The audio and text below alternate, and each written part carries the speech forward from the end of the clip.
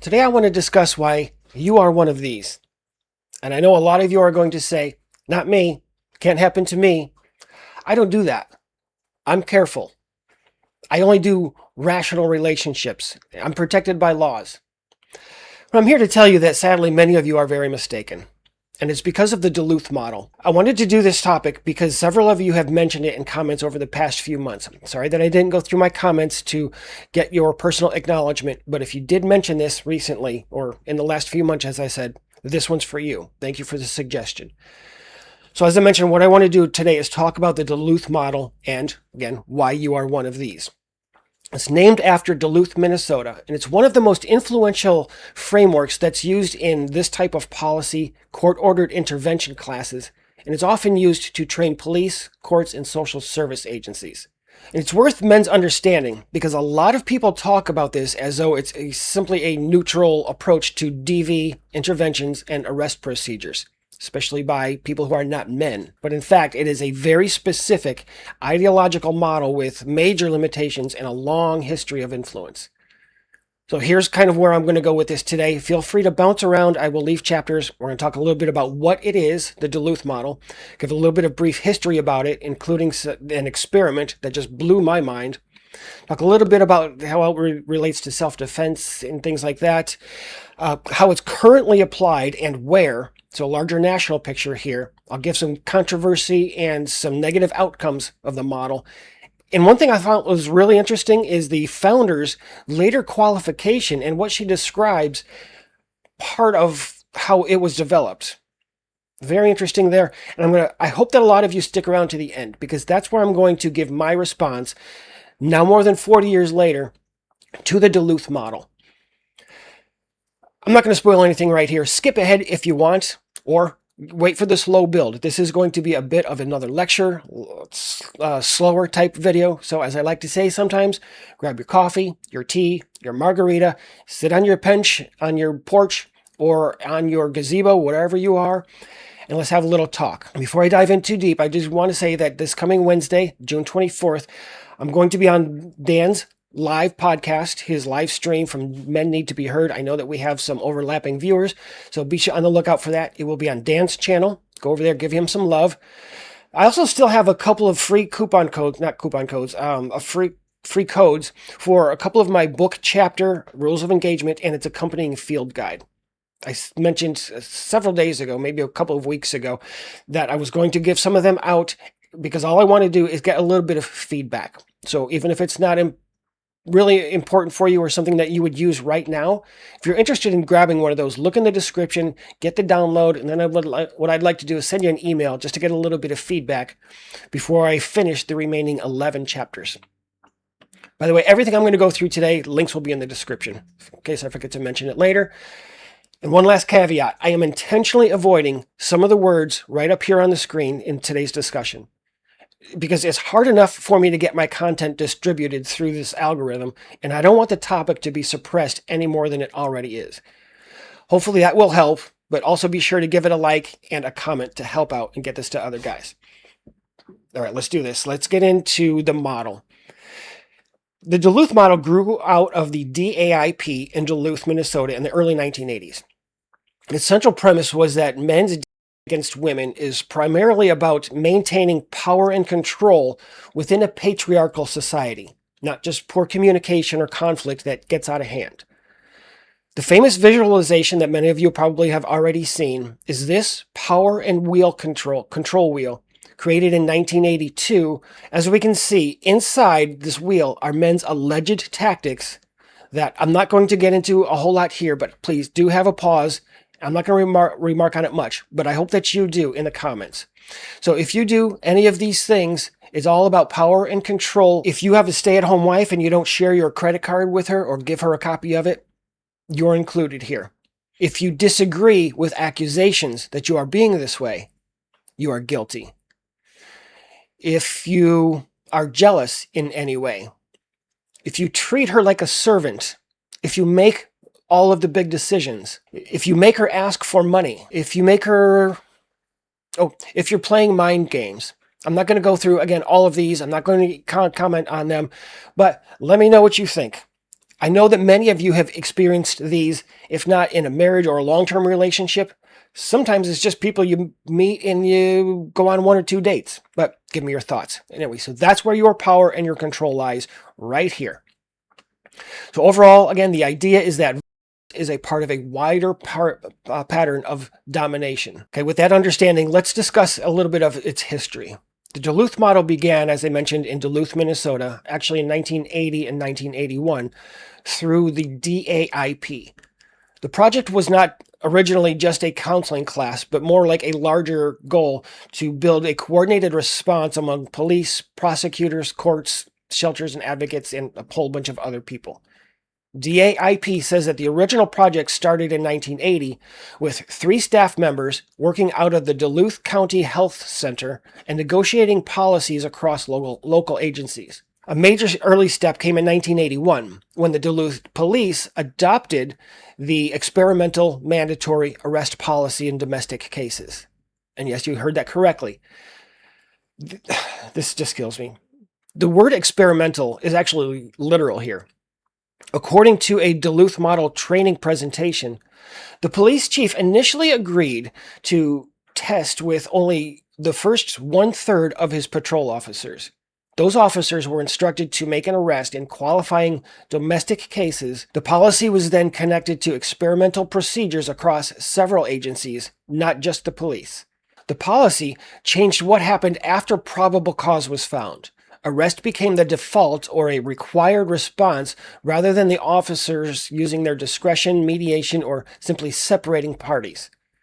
As an immediate outcome, I'll cover some more of the long-term outcomes here in just a bit, but more immediately, arrest policies brought many more misdemeanor defendants into court, but the court didn't think that jail was practical for the large number of first-time misdemeanor offenders that they were now all of a sudden catching.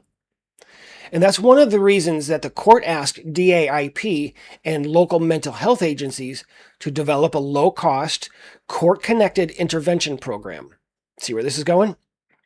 And that became part of the origin story of the men's groups and later the better-known Duluth curriculum. Now, around the same time, prosecutors adopted a no-drop approach to cases. That meant that cases could proceed even if the later wanted to withdraw the complaint. They couldn't do it. In 1982, 9 agencies agreed to make the experimental policies permanent. It just kills me. Now, let's talk a little bit about the Minneapolis experiment and first arrest movement. For a little deeper context, Duluth was not the only force behind the arrest first policy. The Minneapolis result helped persuade police departments across the country to adopt arrest policies, but later replications did not produce one uniform response or answer. A National Institute of Justice review of the spouse assault replication program reported that arrest was only occasionally associated with statistically significant reductions in repeat offenders, with results varying, as you can imagine, by jurisdiction and whatever it was used they were using to measure outcomes. And that's why arrest as a universal solution became much more contested. Now, the famous power and control wheel first appeared in 1982. Remember that its origins began a year or 2 prior to that. The wheel model was created as a part of a curriculum for court-ordered men's groups. And get this, the categories were developed from women's accounts in neighborhood educational programs, and they were intended to depict the tactics that, in the model's theory, surround and reinforce the physical or instances. So I want to make this very clear. The process did not include a study. There was no data collection.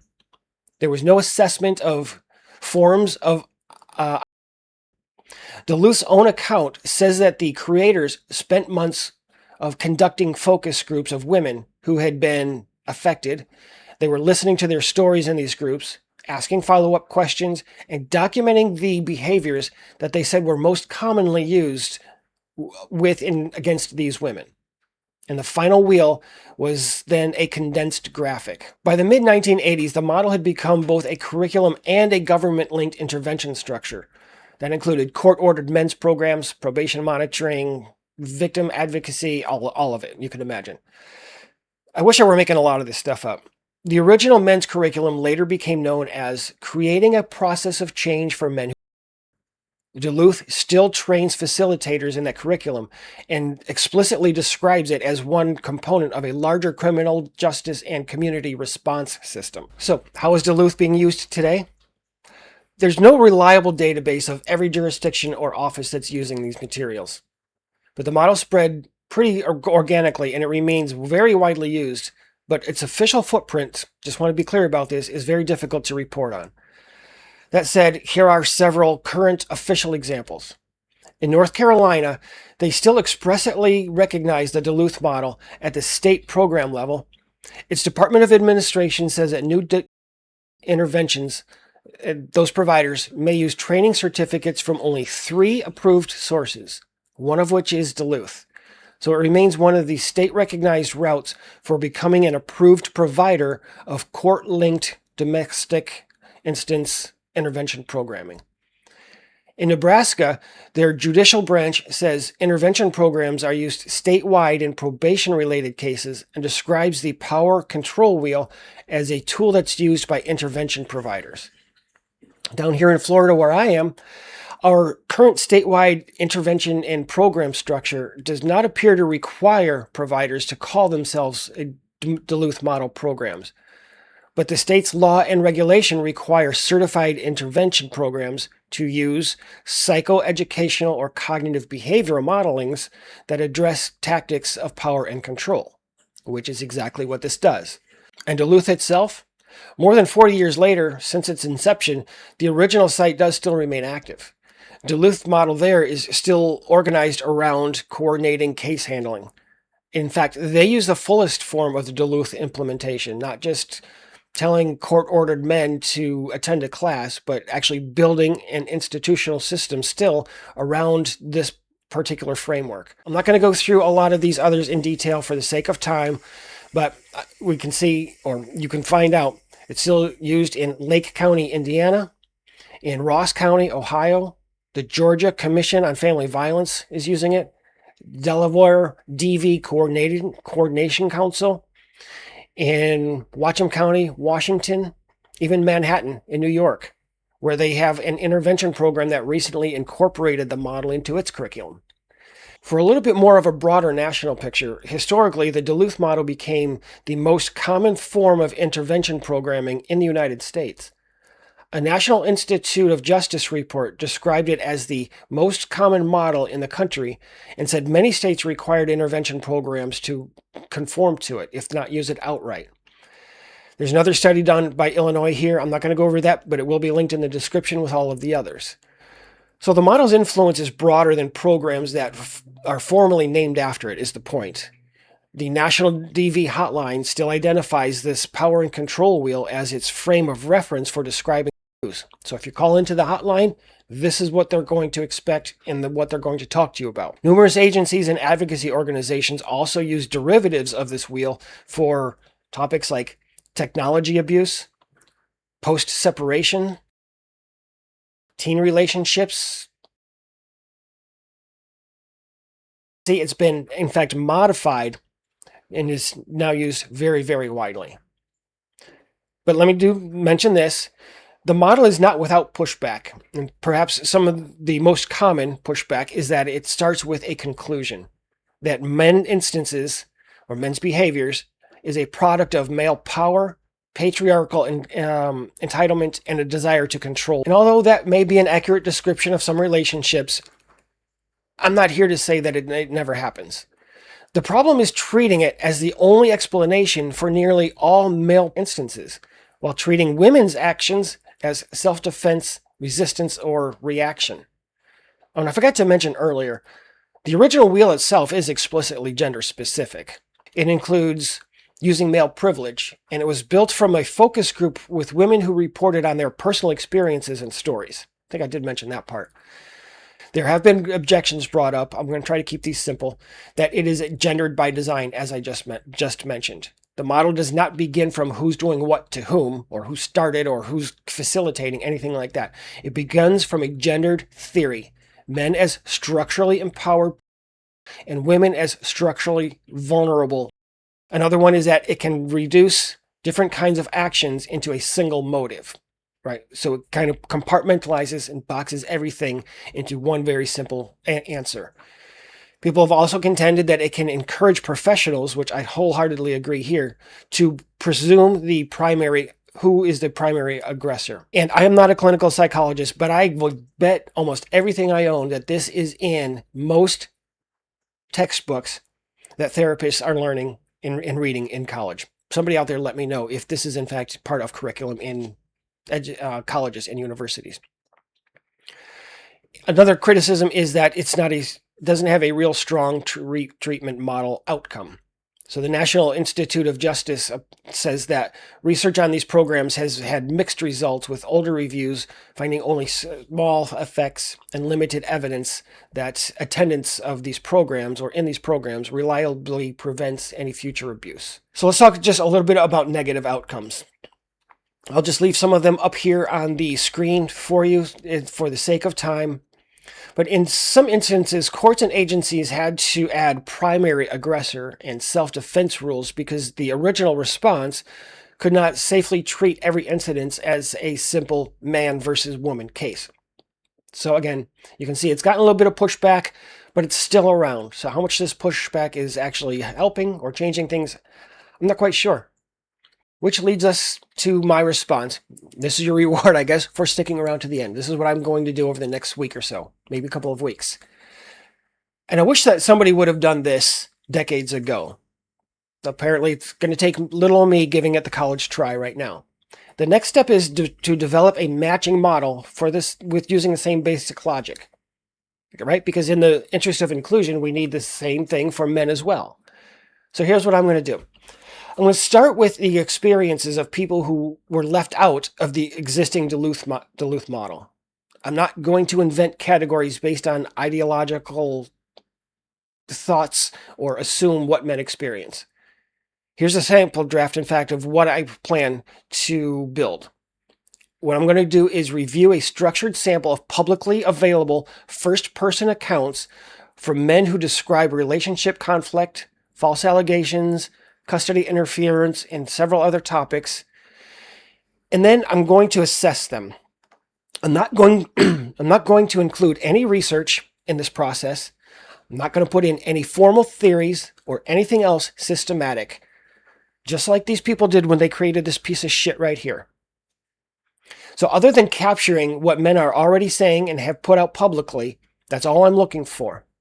Just like, these people did when they developed this model. So what I'll do then is identify the tactics and the behaviors that men report most often in their relationships along these categories, and then group them into wheels, just like the Duluth model did. I'll document the limits of the process, of course, and build a model around the patterns that actually emerge from men's accounts. So listen, if you are one of the 30% who make it to the end of my videos, that's actually pretty normal, I think. I don't think that's unusual. 30% usually make it to the end. Do me a favor. Subscribe if you haven't already. Show this video some love and be on the lookout for that result follow-up video coming soon. I can't wait to see what comes up. As always, be careful out there. And one last thing, if you could join as a channel member to support my work, it really helps out a lot. You'll get early videos. You will get some behind-the-scenes stuff, occasional members only ad-free videos. Anything you can do to help support the channel is really appreciated. I love the members, especially when we have some good dialogue going on the comments before videos are actually released to the public. All right, having said all of that and promoted myself, cheers. I'll be back soon.